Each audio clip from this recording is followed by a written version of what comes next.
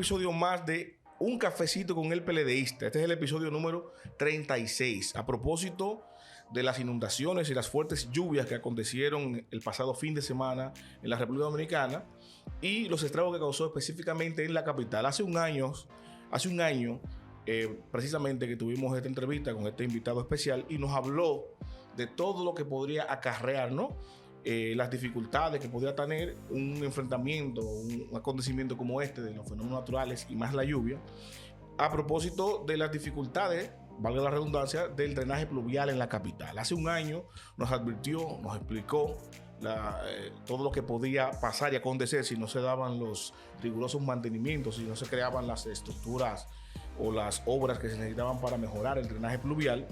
Y hoy lo tenemos aquí nuevamente, como ya en aquel momento era aspirante, entiendo yo, hoy es el candidato a alcalde de la capital por la Alianza Rescate RD. Un placer recibirlo aquí, Domingo Contreras. Ángel. Bienvenido, bienvenido. Bueno, gracias a Ángel y a Mario. Fíjense que este tema vuelve y nos convoca, sí, porque tenemos que entender que vivimos en el tiempo del cambio climático. Es como que no entendiéramos que hubo un momento en la línea del tiempo que la realidad virtual vino a convivir con nosotros y se hizo parte nuestra, y hay unas generaciones que son parte de esa cultura. Quizás, por ejemplo, el COVID ya acrecentó el trabajo remoto que existía hacía muchísimos años, sí, pero de una manera no tan colectiva ni masiva para grandes empresas. Una plataforma como Zoom se hizo ya común entre nosotros, se volvió parte del mundo académico. Entonces, igual hay que entender que el cambio climático implica que fenómenos que conocíamos y por años se comportaron de una manera previsible. Sí, entendíamos que había en mayo una lluvia, que si tú agarras el histórico del comportamiento de la cantidad de agua o pluviometría, como se llama, que caía cada año, los periodos de sequía, cuál eran la fortaleza, cuál era el ciclo de los ciclones importantes que teníamos, San Zenón, David, tenían unos ciclos largos en el tiempo. Pero el cambio climático implica, primero, que no tenemos control, que tenemos de nuevo una nueva manera de comportarse de esos fenómenos, que pueden venir del sur hacia el norte, cuando el comportamiento anterior era este-oeste, según la corriente. Que temas como el sargazo, que aparecía en pocas playas, en pocas cantidades, lo vemos en todas partes, en volumen y en toda la costa de la isla. Entonces, que fenómenos que tenían un volumen de 50, 60 milímetros por segundo que nosotros podíamos poder manejar, eso pasó a comportarse 400, el próximo puede ser 800. Entonces, ¿qué es lo que nos queda a partir de aceptar? Porque lo primero que tenemos que aceptar que este es una nueva realidad. No porque lo hagamos teóricamente. Tiene que tener una conciencia práctica y tiene que tener, a partir de esa aceptación colectiva, tiene que tener una manera, un comportamiento de nosotros que se llama adaptación en términos de aceptar el fenómeno del cambio climático, y después la manera de enfrentar esa adaptación es cómo batallamos para mitigar los efectos y los daños hasta nosotros aminorarlo al máximo posible. Entonces, hoy estamos aquí sentados volviendo a hablar de este nuevo fenómeno, con todos los impactos que tiene, porque vivimos en otra época diferente. Vivimos en la época del cambio climático. Una pregunta, Domingo. A propósito de ese cambio que usted habla, del cambio climático y el efecto que tiene en la capital, usted fue secretario general del ayuntamiento en la gestión de Roberto Salcedo. Y yo recuerdo, inclusive se estaba tocando hoy en las redes sociales, que se construyó una obra en el túnel, con el túnel de la Nube, en relación al metro, que estaba dirigida a impactar la inundación de la zona entre la Churchill y, según leí, entre la Churchill y la Luperón, ¿no? Entonces ahora vemos que cayó toda esa agua para acá e impactó sobremanera, por lo menos en la zona donde están los túneles. ¿Qué diferencia hay para lo que se construyó esa obra en ese momento y ahora? ¿Qué diferencia usted piensa que hay? Si ha funcionado o si hay que mejorar. Mira qué pasa. hay que entender cosas que han ido ocurriendo, aparte, digamos, de la aceleración y la dimensión que adquiere a partir de la nueva realidad. En ese momento, en 2002 al 2008, que nosotros, yo tuve hasta el 2012, en ese lazo de 10 años, la ciudad de Santo Domingo fue evolucionando y convirtiéndose en una ciudad vertical. Todavía en ese momento el 40% del terreno de la capital era un terreno que infiltraba el agua, que el agua podía percolar y llegar al subsuelo. La transformación que ha sufrido la ciudad es que hoy el 90% del suelo es impermeable. Es decir, que nosotros le hemos puesto cemento en los callejones. Lo que eres una casa, por ejemplo, muchísimas casas de 800 metros del solar, habían 300 metros de construcción y quedaban 500 metros de patio, de modo que esa parte absorbía una parte del agua, de modo que lo que llegaba a la calle era un 20-30%.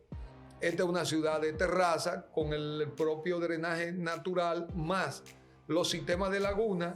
La ciudad podía hacer su metabolismo, la ciudad daba para responder a sus retos. A medida que fue evolucionando el tema, cada vez nos dábamos cuenta que la ciudad que con la infraestructura que estaba y las situaciones de incumplimiento normativo y de la forma del comportamiento ciudadano, cada vez se hacía más difícil. Cuando se hizo la Núñez se convirtió en el punto crítico de la ciudad completa, porque ahí habíamos tenido varios episodios de la posibilidad de que tuviéramos un hecho trágico que gracias a Dios no se tuvo en esos tiempos y hubo que rescatar a familias. Llegó un momento que se volvió un punto crítico porque rompía la ciudad y se paralizaba. Núñez con Gustavo Mejía Rical, que es una de las 4 lagunas naturales que tiene la ciudad.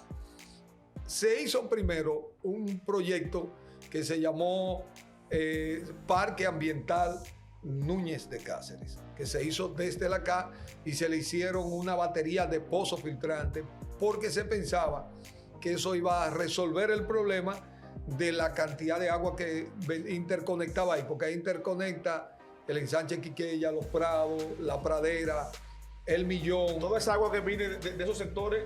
Y una parte parte que viene también de la Luperón. Ese es el punto bajo, esa era una laguna natural de la ciudad, lo que la ciudad hizo, y eso tenía unos ductos que la llevaban hasta el mar Caribe, pero poco a poco esos ductos se fueron tapando, dañando con los procesos constructivos.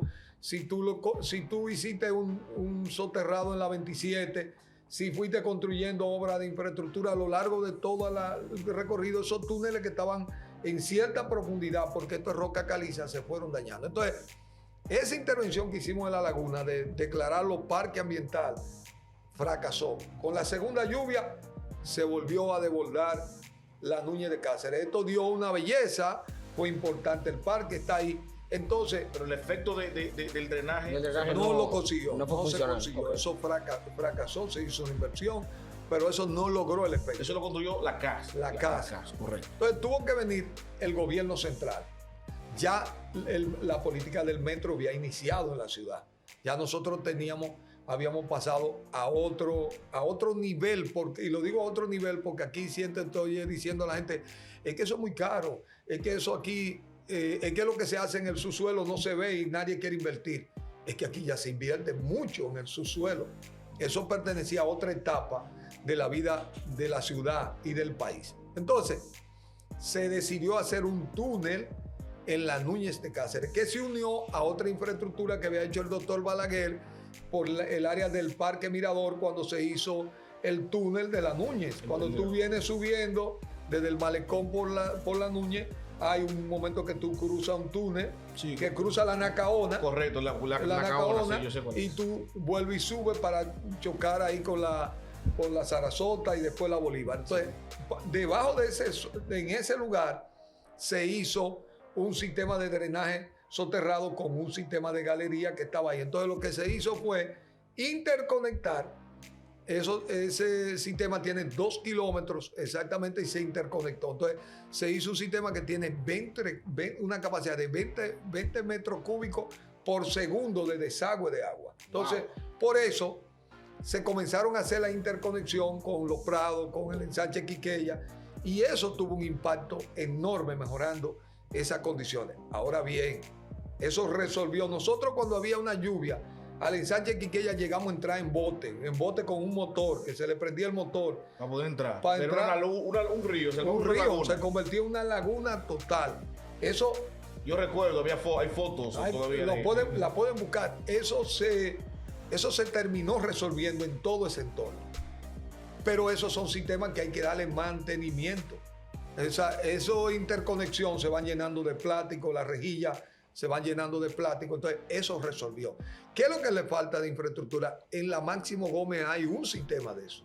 Hay uno en la Luperón y está ese de la Núñez de Cáceres. Le falta la Churchill y le falta la Lincoln. Fíjate que uno de los sectores más afectados son Piantini, son Paraíso, son Serrayé, toda esa zona que se ha convertido en una zona de torres que no tiene infraestructura de servicio pluvial y el sanitario es un hoyo, es un pozo filtrante de descarga sanitaria y uno inclusive con el que ellos acompañan una parte del agua potable, pero tiene que ver con el pluvial, acompañado de que la recolección en superficie de la escorrentía también se ha ido dañando. Se ha dañado, por ejemplo, por el tema del asfalto. Si nosotros salimos, ¿cuál es la infraestructura normal de una ciudad como la nuestra para el manejo del agua pluvial?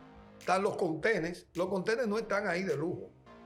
Los contenes están para el manejo de las aguas pluviales. O canalizar las aguas que van cayendo, que cojan ese camino que define. Correcto. Fíjate que el contén conduce el agua hasta un inbornal. Así se llama la rejilla que se abre en la esquina en un punto bajo para que el agua entre entonces a un sistema de tubería. Regularmente en ese sitio se hace un pozo filtrante para que el agua se vaya al subsuelo, es decir, se vaya a la capa freática donde hay agua que circulan debajo y puede absorber todo eso. Para que se vaya por ahí, que no se quede en la calle. Ahora, no se quede en la superficie. Otra manera, porque a veces por el volumen de agua no es suficiente ese sistema de pozo filtrante con los inbornales. Entonces, si hay puntos muy bajos, críticos, que ya están determinados, 4, 5, 6 en la ciudad, se hace lo que se hizo en la Núñez. Entonces, se genera un sistema de una gran capacidad de drenaje del agua. Entonces, tú le llevas el agua directamente al mar Caribe. Ya tú no le llevas ese... Eso es para que absorba agua más rápido. Más rápido. La misma cantidad. A la velocidad que requiere el momento. Que requiere el momento. Correcto. Para tú quitar la peligrosidad y la vulnerabilidad que puede tener el territorio frente a fenómenos como lo que estamos viviendo. Entonces, lo que aconteció ahora, porque no quiero dejar aprovechar el domingo aquí, lo que aconteció ahora ahí en el paso a desnivel, que cayó mucha agua, hay un tema aquí que se ha debatido de que si hay un problema de origen en la construcción, de que si hay una deficiencia de las autoridades en el mantenimiento. Entonces, y yo veo que se habla mucho, yo mismo di mi opinión y hablé del INE, que no solo el mantenimiento, porque se reportó en las redes y se vio que se iba a caer, que por qué lo olvidaron. Pero aparte de eso, como usted aspira a alcalde, ¿qué responsabilidad tendría el gobierno local con relación a lo que pasó ahí en el pozo de desnivel? Porque se supone que es una zona del ayuntamiento, de la alcaldía, del distrito. Aunque el gobierno central fue que hizo la obra, si no atacaron ellos para prevenir eso, ¿no tiene responsabilidad el ayuntamiento de que debió actuar de alguna forma? Claro que el ayuntamiento es el responsable del drenaje pluvial de la ciudad. Y el mantenimiento del drenaje pluvial es una responsabilidad municipal. Aunque sea de esas obras del gobierno central. No importa, porque son obras que te construyen. ¿Quién es el responsable de mantener limpios los contenedores en la ciudad? El ayuntamiento, que parte del drenaje. A veces muchas de las obras las construye el ayuntamiento, las obras públicas, por ejemplo, que es un tema que aquí hay que verlo. Obra Pública está colocando asfalto en violación plena de la norma y del sentido común del funcionamiento del sistema de drenaje y de la calle. Porque cuando tú eliminas los contenedores que deben tener 30 centímetros, la batea del contenedor. Cuando le ponen como el asfalto arriba, que le ponen arriba, más alta la calle. Si usted va ahora, usted se asombra de que eso colocado al nivel de las aceras, lo que ha reconducido el agua hacia los sótanos de las torres. Por eso tenemos más de 20,000 vehículos ahogados en las torres y hemos convertido los soterrados de parqueo en torres como en una zona vulnerable y peligrosa a partir de la mala aplicación del asfalto de obra pública. Entonces, y la responsabilidad del ayuntamiento sería haber prevenido eso, o sea, no permitir eso. Es que cuando hablamos de un plan integral del drenaje pluvial de la ciudad, parte también porque las propias autoridades tenemos que ser cuando se ejerce esa función, los primeros responsables de cumplir la normativa, porque las normativas no se hicieron por un capricho. No es que se decide que esto tiene que ver con un sentido común del funcionamiento de la cosa y un estudio técnico para elaborarlo, para que eso rinda un resultado. Con la lluvia pasa algo, que como hay largos periodos donde no hay lluvia, solo nos recordamos cuando la situación de lluvia no desborda. Fíjate que si tú miras el interés de la gente por el drenaje pluvial, tiene unos picos cuando se viene el momento y después la gente se desconecta de eso. Eso ya como no me importa lo que pasa. Ahora, ¿qué es lo que está ocurriendo? Que ya antes la gente lo que le importaba al ayuntamiento era porque recogiera basura, fundamentalmente. Pero ahora la gente se ha dado cuenta que la calidad de vida ha comenzado a mejorar y que inclusive una ciudad como Santo Domingo, una persona que ha comprado un apartamento hasta de $1 millón, hasta 200,000, que ha hecho los mayores esfuerzos de su vida, es vulnerable estando en su casa y que se da cuenta de pronto que es una responsabilidad del ayuntamiento. Entonces se comienza a preguntar, ¿y el ayuntamiento tiene capacidad para proteger mi seguridad? Ya yo tengo un tema de seguridad ciudadana, basado en el crimen, el robo. Ahora le voy a agregar un segundo ingrediente de inseguridad a partir de la lluvia y el drenaje. ¿Y cómo pudo haber actuado, por ejemplo, el ayuntamiento? Porque ese es mi cuestionamiento. O sea, tenemos lo del túnel del Paso Mario, que se denunció eso. Mario. Si usted hubiera sido el alcalde, por ejemplo, de la capital, ¿qué acción pudiera haber tomado desde la alcaldía para prevenir lo que pasó en el túnel, en el paso de nivel? Mira, el primer noviembre, que fue 4 de noviembre. Sí, eso es del 2022. De 2022, digamos que fue un hecho que no había previsión. Correcto. No habíamos tenido un acontecimiento de esa magnitud, por lo tanto, te agarró desprevenido. Cualquier medida que tú pudieras tomar no iba a tener el efecto de mitigación que se requería. Ahí le damos la verde. Damos la oportunidad de que tú tengas el aviso para prepararte. En el segundo, este segundo que tenía un augurio de ser peor 2 o 3 veces, ya lo había dicho Jean Suriel, lo dijo Gloria Ceballos. Que correcto. Entonces, si tú preguntas, ¿qué hicieron la autoridad entre el 4 de noviembre actual y el 18 de noviembre posterior? Yo le digo, estaba en una reunión bebiendo romo. No, en la primera estaban en una actividad proselitista en Santiago, donde la alcaldesa decía... No, yo estamos hablando de esta. En esta había una reunión con los alcaldes. No, como Domingo decía, ¿qué hicieron desde aquel momento hasta ahora? En la primera, una actividad proselitista en Santiago, y en la segunda, estábamos en un teteo en un resort, con todos los alcaldes del país, con el presidente de la República, la secretaria general del PRM y todo el equipo político del PRM y del gobierno central. ¿Qué yo había hecho? Lo primero era intensificar todos los planes de mantenimiento y mejoramiento. Debió haber un fondo de emergencia para contratar brigadas adicionales para limpiar invernales, dar mantenimiento a infraestructura, porque evidentemente que las brigadas actuales que tiene el ayuntamiento no tenían la capacidad de hacer en el menor tiempo posible la adecuación de toda la infraestructura. Segunda cosa que lo dije, la determinación de 10 puntos críticos que tiene la ciudad y que lo mostraron ese día. Mostraron que los lugares, por ejemplo, el camino chiquito en el punto de ensamblaje de las cañadas de ahí de Arroyo Hondo, eso era un punto crítico para colocar una estación, una unidad del cuerpo de bomberos con policía para frenar que la gente cruzara en los momentos, y si alguien necesitaba auxilio, tener un cuerpo de gente preparado. Y así como ese, en la Guarocuya, en la Churchi, en la Quinto Centenario, en la Monumental hacia los Girasoles y los Peralejos, hay unos lugares que había que levantar un mapa y generar un equipo de los diferentes cuarteles de bomberos con una unidad que se debió hacer un ensayo para estar listos para accionar, porque tienen que estar preventivamente en ese lugar, porque aquí de que comienza a llover, la ciudad colapsa desde el punto de vista del transporte, y cuando la unidad quieren llegar al sitio, ya es tarde porque los ciudadanos se le han adelantado y se han puesto en riesgo su vida. Tenían las emergencias, tienen que ser diferentes en esta ciudad. Tercera cosa, debió comenzar una campaña educativa con los mismos Jean Suriel, con otros científicos informando que estaban en otra época, mostrar el comportamiento que tuvieron las aguas en esos puntos críticos para llamar a una reflexión de los ciudadanos a contribuir. Lo mismo túneles debieron estar cerrados, porque los túneles también son parte de los puntos críticos en un proceso de lluvia de esas dimensiones, porque el drenaje puede no operar a la velocidad que se requiere. De hecho, en la misma 27 ya hay varios lugares donde esos túneles el agua no se desagua a la velocidad y por lo tanto se llenan de agua y se convierte en un punto crítico. El otro elemento era el inicio de la construcción. Yo vi que el ayuntamiento llamó, pero todavía ni siquiera han comenzado a los invernales, que debió ser llamado en la convocatoria de emergencia a partir de ese fenómeno. Debió ser llamado. De hecho, el gobierno lo vio como un incidente circunstancial. Eso fue algo que ocurrió y que no va a volver a ocurrir. Wow. Por eso no hicieron nada, aunque apelan hoy al cambio climático.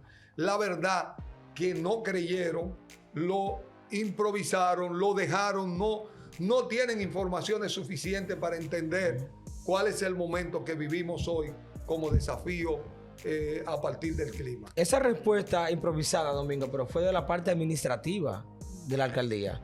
¿Por qué? Porque desde el Senado se le aprobó 140 millones de dólares que eran destinados a darle mantenimiento a esos puntos críticos que usted está señalando ahora mismo. Pero en este caso y de este noviembre, trágico noviembre, se está focalizando la información sobre el hecho del paso a desnivel de la 27 con Gómez por las personas que fallecieron aquí. Pero aquí no hubo un solo paso a desnivel que no se llenara de agua. Por ejemplo, yo tengo parte de mi familia que vive en Villa Consuelo y el paso a desnivel de la Tunti, que arriba pasa Quino Centenario, 3 días después fue que comenzaron a extraer el agua y a limpiar los invernales de allá abajo. Ese es un punto crítico de la ciudad, igual que los otros lugares. También pasó con el paso de nivel de la Peña. Pregunte. De la Peña Valle. No.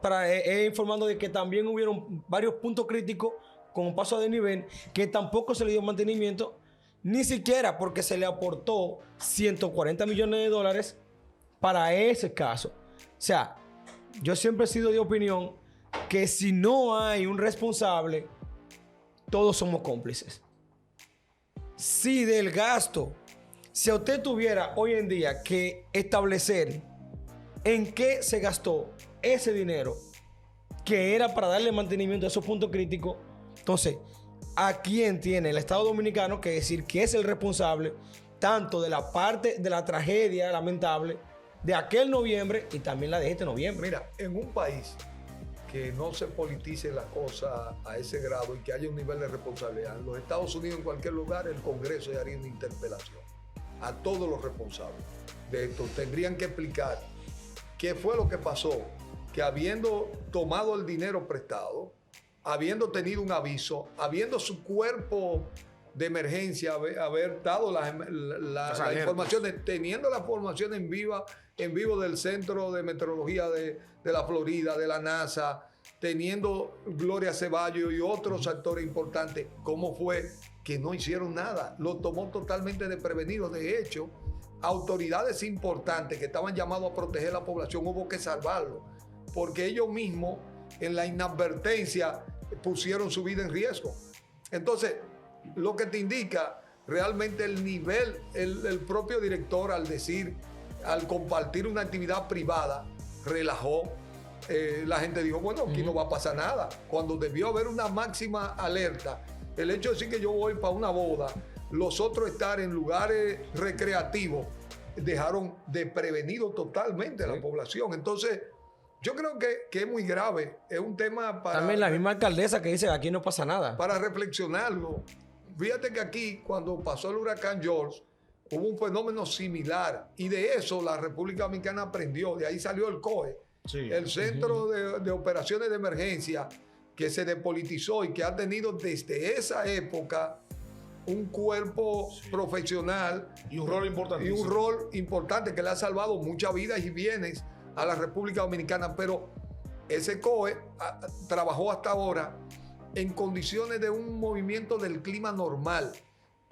Ha habido un proceso que aceleró a partir de este tema del cambio climático, el comportamiento de estos fenómenos. Fíjate que eso ha ocurrido en el mes de noviembre. Si tú buscas lo histórico, de 100 años para atrás, en noviembre no llovía. No era de que no caía lo que hemos tenido, estos desafíos enormes de grande lluvia en poco tiempo, era que era un mes ya aproximándose a diciembre, que porque se va enfriando el clima históricamente, hay menos evaporación del mar y por lo tanto hay menos formación de lluvia. Era un tiempo tranquilo, ya había pasado la época ciclónica. Fíjate que una de las cosas que se dice del cambio climático es que ya no hay fecha ni que el periodo ciclónico es todo el año. Todo el año. Porque cualquier día viejo llueve muchísimo. Por eso, porque el calentamiento del mar ha implicado una mayor cantidad de vapor de agua disponible para procesos de formación. Una consulta, Domingo. A propósito que usted mencionó ahorita que las autoridades deben ser interpeladas. El tema del ministro de Obras Públicas, yo entiendo que puede ser sancionado directamente por el gobierno central, el presidente que fue lo designó. Pero en el tema de la alcaldía, por ejemplo, y Carolina Mejía, una interpelación a ella como autoridad, ¿se hace desde el Congreso o tienen que hacerlo los regidores?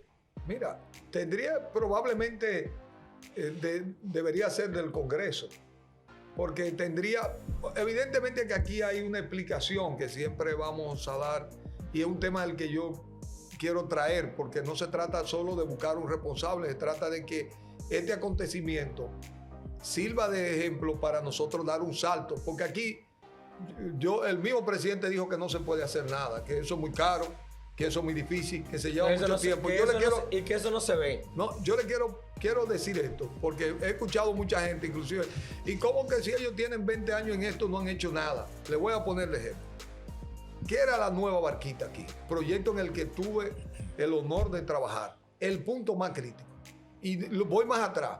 ¿Qué era el Hoyo Chulín? Un lugar que cada vez que llovía había muertos. Balaguer lo intervino. ¿Qué era el Río de la Vega? Un lugar que se inundaba y arrastraba a las personas, había muertos, destrucción de bienes. ¿Qué era Tenguerengue y la Mesopotamia en San Juan de la Maguana? Lugares vulnerables. ¿Qué era la Ciénaga y los Guandules aquí en la capital? Los lugares más vulnerables. Las intervenciones públicas que Domingo se han hecho. Sabio también. El nuevo Domingo Sabio. Esos lugares se hizo una intervención pública. Hoy esos lugares ninguno son vulnerables. De hecho, hoy veía en el Listín Diario una entrevista que se fue a hacer en la Nueva Barquita y la gente decía que el drenaje funcionó perfectamente y que para ello le sirvió para jugar dominó, que el clima se puso más agradable. Bañándose tranquilo. Porque las políticas públicas correctas en materia de seguridad ambiental generan sus resultados. Y aquí voy. ¿Qué se había hecho? Se habían hecho 3 sistemas de galería. Solo falta el de la Gustavo y el de la Lincoln iniciar los procesos de interconexión. Es caro y el presidente no está haciendo una línea del metro hacia los Alcarrizos. Es una política pública que se inició en el gobierno de Leonel Fernández, que Danilo la continuó con la línea que prolongó hacia la zona oriental y él la está prolongando a los Alcarrizos de manera correcta. Es decir, nosotros apreciamos eso. Ahora, ¿cómo que un gobierno que ha tomado más de 30,000 millones prestados de dólares puede decir que él no puede disponer de 500 millones de dólares para generar la infraestructura que requiere la ciudad capital, donde se produce el 40% del Producto Interno Bruto? Somos los capitaleños que vamos a pagar la mayoría de ese dinero prestado. Es que tenemos derecho a recibir una inversión que haga la ciudad segura. Pero voy al otro tema. Dirán, el ayuntamiento no tiene capacidad de hacer esa infraestructura, ni nadie se lo está pidiendo que lo haga el ayuntamiento. Solo tiene que hacer el gobierno central como lo ha hecho siempre. Ahora, ¿qué sí son tareas del ayuntamiento en una combinación con el gobierno central y con el liderazgo de la capital? ¿Cómo darle mantenimiento a esa infraestructura? Propuesta que la hemos identificado. El IPI, que es el impuesto a la propiedad suntuaria, es un impuesto a las propiedades que más valen. Sí. Se cobra el 90% se cobra aquí en la capital. El año pasado cobró 4.432 millones de pesos. Específicamente aquí en la capital, solamente del IPI.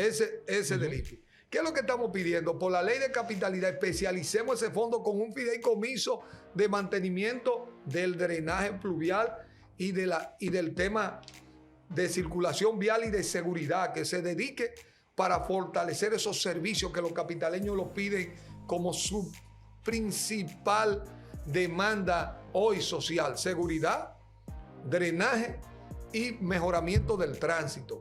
Que ese fondo está ahí, que lo hemos hablado en otras ocasiones, que la Dirección de Impuestos Internos preferiría que lo municipal lo maneje, pero como es un fondo fundamentalmente de la capital, se resuelve en la ley de capitalidad para convertirlo en un instrumento de mantenimiento y de interconexión, en este caso de las redes viales. Pero como yo le estaba ahorita conversando a ustedes, no es solamente un tema de infraestructura, hay un tema de educación y de consecuencia.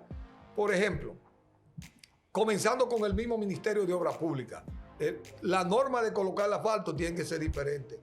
Por ejemplo, la gente que construye, cuando de la casa al parqueo, lo que hacen es disminuir el ancho del contén, poniendo en peligro la propia seguridad de su edificio. Entonces, esto hay que hacer una revisión. Se roban los contenedores. Ese es el término coloquial. Se roban los contenedores en perjuicio de ellos mismos. Así mismo. Entonces, hay que hacer una campaña, dar un plazo para que todas las torres adecúen los contenedores a la circulación del agua superficial del drenaje pluvial. Otro tema, el plástico. Un problema del funcionamiento de los sistemas de mantenimiento está asociado grandemente a la acumulación del plástico en inbornales, en contenedores y en esos sistemas de interconexión. Por lo tanto, otra medida que hay que adoptar, que tiene otro fondo, que está en el fondo de la ley 225-20, que es la ley del manejo integral de los residuos y coprocesamiento, que tiene un fideicomiso, que le asignemos a la capital 500 millones de pesos anuales para comprar el plástico. Le pongamos un precio de $1 a la botellita, que tiene también que ver con el sector industrial. No va a quedar una botellita rodando en el piso. Correcto. Porque yo no veo de vidrio porque la compran.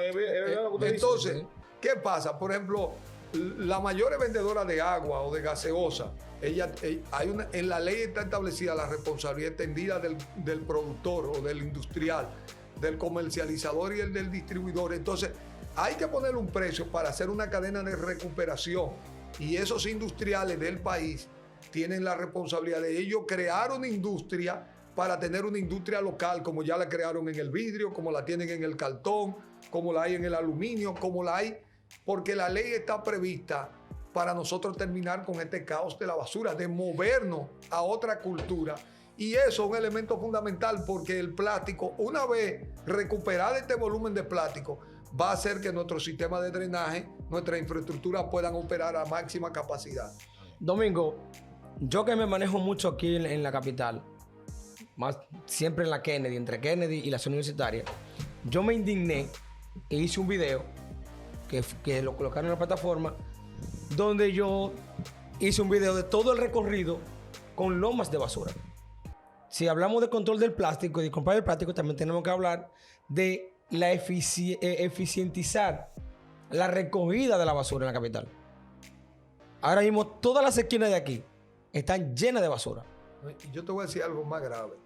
Yo no entiendo, y habría que explicarlo, qué es lo que están haciendo con los recursos del ayuntamiento. Porque si los parques lo está haciendo el sector privado, aquí se perdone que no, porque voy para un tema. No. Antes de continuar, le voy a decir una parte fanática mía de qué se hace con ese dinero. Si la alcaldía de la capital la manejara un PLDista, se estuvieran robando los cuartos. Pero como la maneja el PRM, son casos susanables. Seguimos. Mira, hay unas empresas comunitarias, unas fundaciones comunitarias, ECOBA, Fundasusa, Fundemapo, Fucosaguasigua, que en este momento, Funsaco, están quebradas. El ayuntamiento lo ha quebrado. No le ha reconocido el costo operativo que tiene.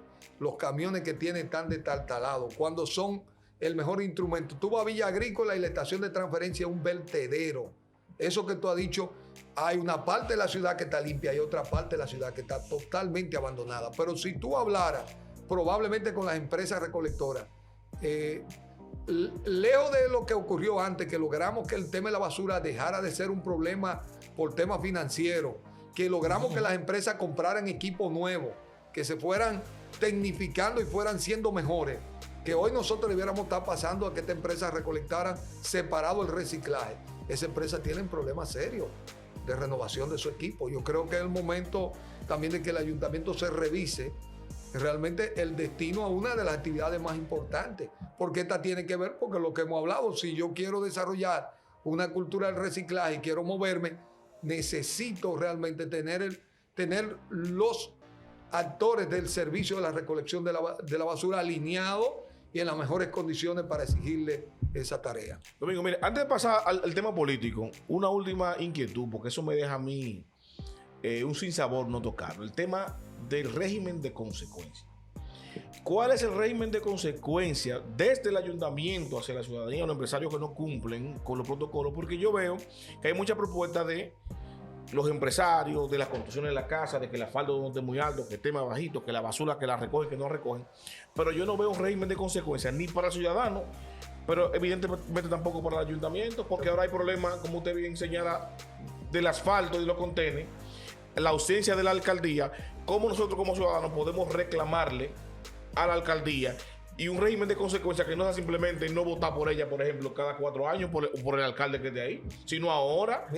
Mira, ahora mismo la ley establece claramente el régimen de consecuencia que hay que aplicar. Yo estaba ayer en los ríos y tú vas a la cañada y los ciudadanos están tirando la basura directamente, están tirando plástico, acaba de inundársele su casa. ¿Qué tenemos que hacer? Vamos a poner esa cañada, hay que proponerse dragarla, limpiarla, pero hay que ponerle cámara en punto determinado. Hay que recolectar los datos de las violaciones, hay que poner unos inspectores que no sean benignos, pero no solo dependerá de los inspectores. Recolectamos los datos en un mes. Identificamos 100 vecinos con sus rostros tirándolos documentados. Lo picamos y lo tiramos en el Lozano. No, lo recibimos, le señalamos, lo notificamos, le enseñamos la ley y le damos unas opciones. O 4 semanas limpiando con su bota lo que tiraron en ese tramo para limpieza, o el pago de la multa que va desde un salario mínimo hasta 200 salarios mínimos. Entonces, con el caso de como te lo dije, de la autoridad, no, y también en los niveles ya donde hay torres, eso tienen un administrador y el ayuntamiento le cobra la basura. ¿Qué es lo que hay que hacer? Darle un plazo para que adecúe los contenedores, levantar el costo que tiene. Si en el plazo no se han producido las adecuaciones, el ayuntamiento pasa a hacer las adecuaciones, contrata personal y le triplica el valor de eso para sancionarlo. Aquí tiene que sentirse que el cumplimiento de la norma es para el bienestar de todos. Entonces tiene que comenzarse, porque antes no existían esas herramientas. A mí me correspondió coordinar la ley de residuos. La multa que había antes era de 5.25, que eso venía desde Trujillo, era ridícula. Sí, nosotros sometimos en diversas ocasiones al tribunal municipal ciudadanos que violaron las normas de recolección, pero era una burla que fueran a pagar 5.25 porque la ley no establecía y la juez decía que ella no le podía aplicar algo que no tuviera basado en la ley. Pero no es el caso hoy. Tenemos que inclusive podemos buscar oficinas de abogados que se le contraten para perseguir estas infracciones hasta generar una conducta de respeto a la norma. Así. Domingo, antes de pasar al otro tema, como bien decía nuestro compañero Mario, y ya que usted habló de la cantidad excesiva de los préstamos de este gobierno en estos 3 años, yo quiero recordarle a la población la cantidad de préstamos que se sometieron en este mes y que ya fueron aprobados, y ahí no se contempla un solo peso para la capital. Comenzamos. Fueron 1.242 millones de dólares solo en este mes.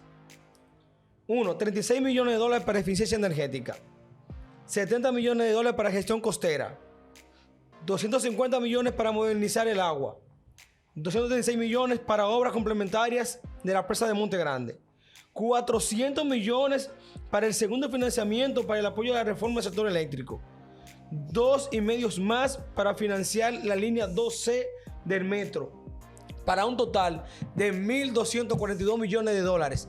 No hay un solo peso para la capital, pero también dudamos que en 8 meses que le queda al gobierno del cambio puedan ejecutarlo, y queremos hacer una denuncia formal a la Junta Estatal Electoral de que esto puede ser usado única y exclusivamente para poder cambiar la percepción de que en febrero se van de la alcaldía y que en mayo lo vamos a sacar del manejo de Estado Dominicano. Ya, great statement, como dicen. Domingo, yo quiero que entremos ya al tema político, porque si nos vamos por ahí con el tema de la propuesta, Domingo tiene mucho que decir. No, mire, finalmente, usted es el candidato de la alianza en la capital, que el Partido de la Liberación Dominicana estaba, por lo menos en la capital, ansioso de que se definiera todo. Y ya también tenemos el candidato definido de la alianza a la senaduría, que es Omar Fernández. Yo quisiera que usted nos dé un pequeño brief de cómo va la integración de ambas fuerzas políticas en la capital, a propósito de, usted sabe que la indefinición, ¿no?, causó muchos estragos, muchos letargos, quizás en la propaganda, en la promoción, en la publicidad. ¿Cómo van esos asuntos ahora? Y si usted siente que se está integrando realmente la alianza aquí en la capital. Mire, yo siempre dije que esta era una alianza de abajo para arriba. Cuando la alianza vienen de la base sociales, de personas que tienen vínculos y tienen tareas comunes y tienen anhelos comunes, eso se facilita. Es como que dos familias tengan dos muchachos que están enamorados entre ellos y los papás hablen que sería bueno que esos muchachos se casaran, pero es que ya los muchachos hace rato que están saliendo juntos. Sí. Lo que ellos hacen es que formalizan esa relación que ya viene dándose. Entonces yo creo que esto ha ocurrido lo mismo, que ya lo que venía cocinándose abajo en el nivel del liderazgo más alto lo han terminado formalizando y ha sido fácil generar este proceso. De hecho, ya se integraron las comisiones. A partir de esta próxima semana ya vemos una agenda común de actuaciones. Estaremos en algunos lugares, estaremos juntos Omar y yo, pero en otros lugares estará él con la fuerza de Rescate RD acompañándolo, o estaré yo en otro sitio acompañándome por igual. La dirigencia de los partidos en los territorios ya están ensamblando ese proceso y bueno, ya tenemos un propósito común de trabajo. Esto ha sido rápido a pesar del corto plazo y da gusto cuando uno llega, los abrazos, la nostalgia, los propósitos comunes en cualquiera de las comunidades que volvemos y nos juntamos. Y ya la gente de la calle dice, se van, se juntaron, porque la gente no decía júntense. Ese siempre fue una de las cosas que la gente, porque la verdad que este segmento electoral es mayoritario en la sociedad dominicana y lo demostró a lo largo de diversos procesos políticos, tanto locales como nacionales, porque es la franja política que mejor interpreta los anhelos del pueblo dominicano.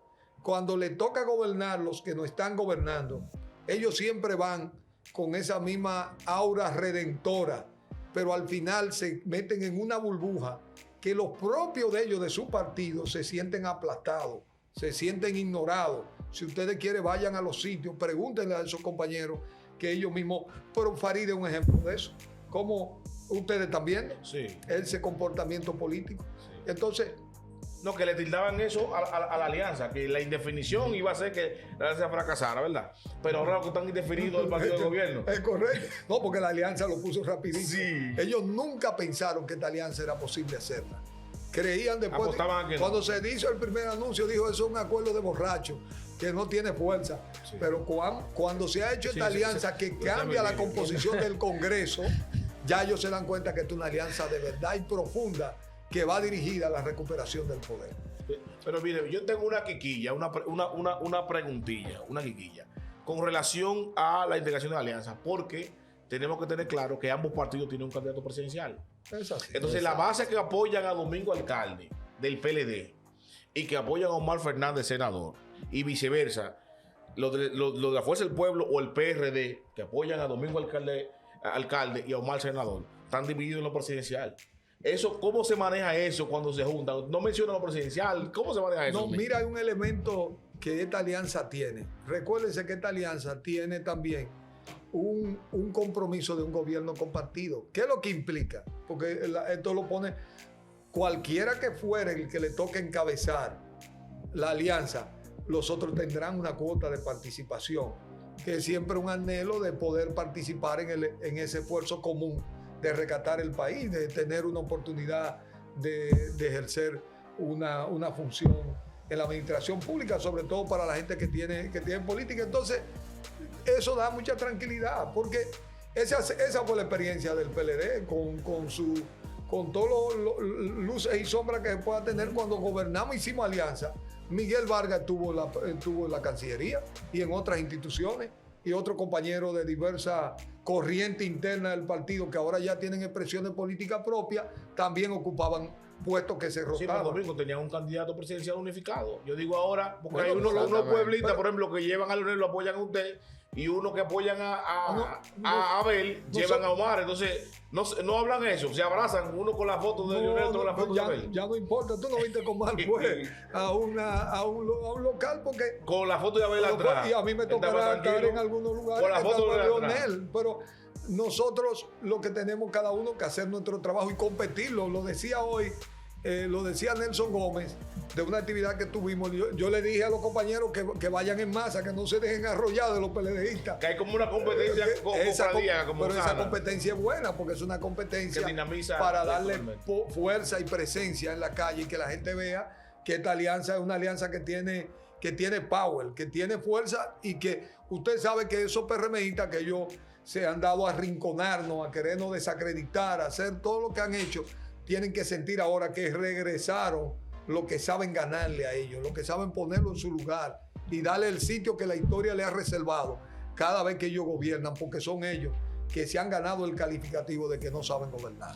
Domingo, tomándose en cuenta, hemos visto en las diferentes actividades que ustedes han realizado junto con Omar Fernández, no diría la total ausencia de la publicidad del PLD. ¿Ha habido un fallo en la mecánica de la candidatura presidencial del PLD, o es desde la mecánica de la candidatura de la alcaldía? No, mira, lo que pasa es que los encuentros que hemos hecho en el territorio hasta ahora han sido de solidaridad.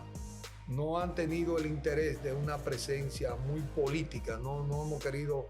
Ya ahora, las que vendrán esta próxima semana, los mano a mano, los encuentros, ya serán de tipo político. Por ahora fue un interés no politizar estos temas. Hay compañeros que van con una gorra, con otra, pero yo creo que tú verás ya a partir de los encuentros de la próxima semana un espectro de colores más intensivo, y esperamos sí que los compañeros tengan. Yo lo digo de manera específica porque yo doy seguimiento día a día a las dos campañas.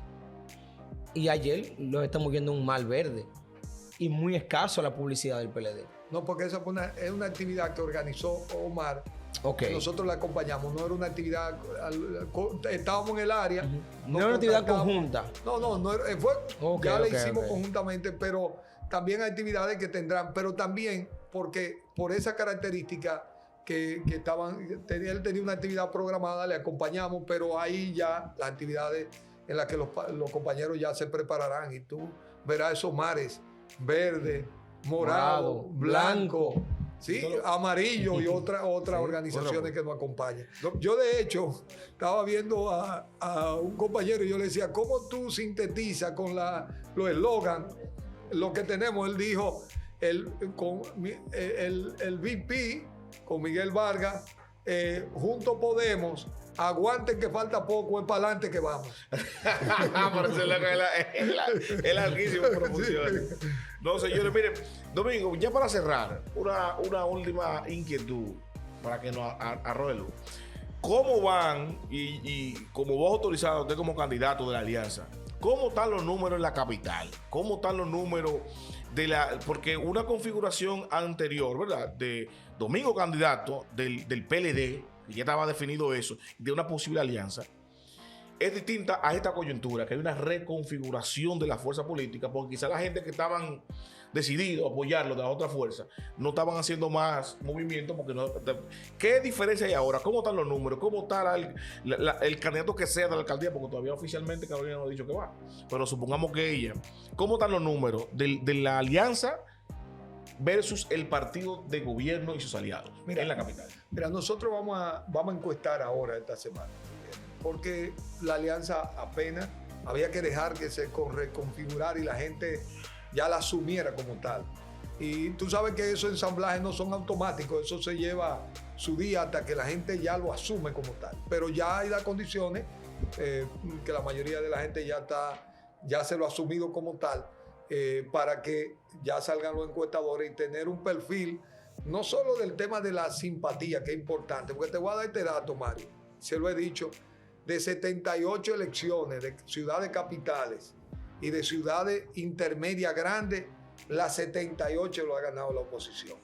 En 53 de los casos las encuestas daban al partido de gobierno de 15 hasta 30 puntos de ventaja, y en todos los lugares perdieron hasta de 30 hasta 40 puntos. Al revés de como se decía. Hay como, si se quiere ahora mismo, la gente tiene como un sentimiento, una empatía que realmente no lo convence estas retóricas gubernamentales. Ya lo vimos en Argentina, lo vimos en Colombia, como las dos ciudades principales, tanto Bogotá como Medellín, los partidos que estaban en el ejercicio del gubernamental. Porque, por ejemplo, ahora mismo el PRM quiere convencer que ellos no son responsables de los desastres de la ciudad, que es que no se puede hacer nada, pero la gente vio que aquí se lo podemos demostrar una y otra vez.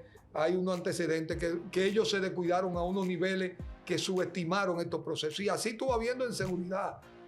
Por ejemplo, el plan Hugo Carolina en movilidad urbana comenzó con una ciclorruta que hicieron Carolina y Hugo, que fue un fracaso. Fracasó. Comenzaron los semáforos inteligentes, después Hugo se llevó el proyecto para el Intran y ya sabemos por dónde anda ese proyecto. El otro que fue...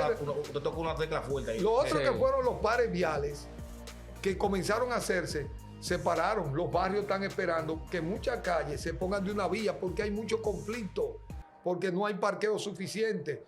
Los proyectos de parqueo no han llegado. Entonces yo lo que te digo, que no es solo que aquí hay que revisar muchos temas y que la gente tiene que ver el contraste de lo que usted prometió, de lo que usted ha hecho y de una evaluación. Entonces, todas esas cosas estarán en el candelabro. Yo le decía a usted ahorita que los electores semana a semana, que porque te dé un retrato de esta semana no quiere decir que ese va a ser el retrato de la próxima semana, que esto cambia, es muy volátil la simpatía y la intención del voto del elector hoy a nivel global. Entonces, eso es lo que estaremos viendo.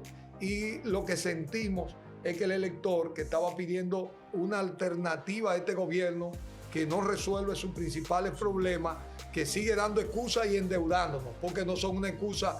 No, yo no le pude traer, doña, la comida a la casa, pero tú te enteras que cogí un préstamo en el banco. Y es un hombre que le dice a la mujer, mira, yo hoy no te puedo dar dinero para pagar la renta de los muchachos en el colegio, ni tengo dinero para pagarte, pero la mujer se entera que fue y cogió un préstamo. Entonces, ¿qué es lo que está haciendo con los cuartos del préstamo? Sí. Entonces ya va perdiendo la confianza. Obviamente, comienza una investigación en curso para saber a dónde que se están derivando esos cuartos. Porque no están llegando a la solución de los problemas. Domingo, ya que usted tocó el tema, no quisiera salir de estos temas sin tocar el tema de los semáforos. Fue lo único que funcionó en la capital, los semáforos inteligentes. ¿Pero lo de ahora o lo anterior? Sí, lo de ahora. ¿Que funcionaron? Lo único que funcionaron aquí. Ojo, apunten eso. Y es un acto de corrupción del gobierno. Porque los que están involucrados en eso estuvieron al día a día en Twitter, diciéndole al gobierno que ellos tienen que resolver, que el Ministerio tiene que investigar dónde estuvo el filtro. Ahora, para cerrar... No, espérate, ¿cómo para cerrar? Parece que yo fui yo que puse el tema de Hugo, dame un segundito. Sí. Y quiero aprovechar, Domingo, aquí. ¿Por qué? Porque Hugo Veras es una pieza de Carolina. Recuerde que Hugo Veras entró a la alcaldía con los proyectos y de ahí pasó al gobierno en el Intran. Hugo era el candidato a alcalde del PRD, de las elecciones del 20, sí, y abandonó en medio de una elección consolidada. Yo diría traicionó a Miguel Vargas. Bueno, es grave, porque eso tenía que tener una implicación, porque ahí había un grupo de regidores que quedaron sin candidato y tuvieron que cerrar la boleta, gente que había gastado dineros que se había comprometido. Yo me acuerdo que había trabajado. El arquitecto Pantaleón, que lo había Hugo conquistado en la universidad. Él tenía inclusive una página muy famosa. Ese señor había gastado 2 millones de pesos de su patrimonio y estaba en una situación de depresión una vez que me fue a visitar. Sí, porque entonces Hugo, que es una pieza de Carolina, está en el Intran y mira el escándalo que hay de una presunta corrupción y él coge una licencia. Entonces yo veo que están dándole larga, es una opinión mía particular, le están dando larga como para que eso salga de la palestra pública. Y yo intuyo que ahí hay una mano quizá de no solamente del gobierno, evidentemente del PRM, sino de la familia Mejía, para que no se vincule con Carolina. Aquí con Carolina, que es la actual alcaldesa, el tema. Entonces, el predicamento mío es el Intran, que evidentemente Hugo tuvo ahí como parte de un acuerdo con Carolina. ¿Tiene alguna forma la alcaldía y el ayuntamiento de coordinar proyectos y programas que impacten la capital desde la alcaldía? Pero es que la ley lo establece. Hay una mesa. Una de las cosas por las que se creó el Intran era para acabar la dispersión de la toma de decisiones institucionales, porque el ayuntamiento tiene la dirección de tránsito y movilidad. O sea, que esos proyectos de semáforos que se hicieron en Intran tienen que estar vinculados con el ayuntamiento. Pero tú no puedes hacer un cambio de vía ni una intervención sin el permiso del Consejo de Regidores. En cada territorio tiene que tener, obviamente hay temas administrativos que son del Intran, pero todo el tema de políticas, el ayuntamiento tiene un rol fundamental para la adopción de las políticas de tránsito y movilidad, y es un tema en el que nosotros le dedicaremos el tiempo. Por eso yo he dicho, y lo repito aquí, que tú no puedes, la capital no puede ser un ensayo para subir un escalón hacia otra agenda de aspiraciones políticas. Tiene que haber un alcalde dedicado a tiempo completo, porque los retos que ya hemos visto de drenaje, de seguridad, de tránsito y movilidad, de manejo de los residuos, con todos los componentes que eso implica de integralidad, requiere de un alcalde que su agenda sea la capital. Así es, señores. Vamos a agradecerle aquí, vamos a un aplauso, señor Domingo, que dio cátedra aquí de municipalidad. Vamos a agradecerle al candidato de la Alianza Rescate RD por la capital, el aspira alcalde Domingo Contreras, que ha traído sus propuestas. No solamente ha venido con un discurso de lo que se debe hacer, sino también de cómo debe hacerse para mejorar la situación específica del drenaje pluvial y de otras implicaciones. Este es el episodio número 36 de Un Cafecito con el PLDista. Es lamentable que Domingo nos visite a razón, igual que el año pasado, de una situación que está viviendo la capital, pero como diría Domingo, juntos por la capital vamos a rescatar el Distrito Nacional.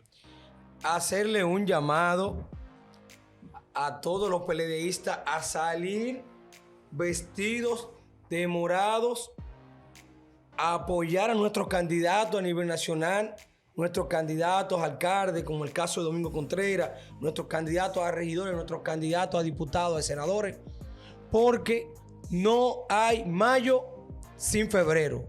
Debemos ganar en febrero las alcaldías para ganar en mayo los diputados, los senadores y la presidencia de la República.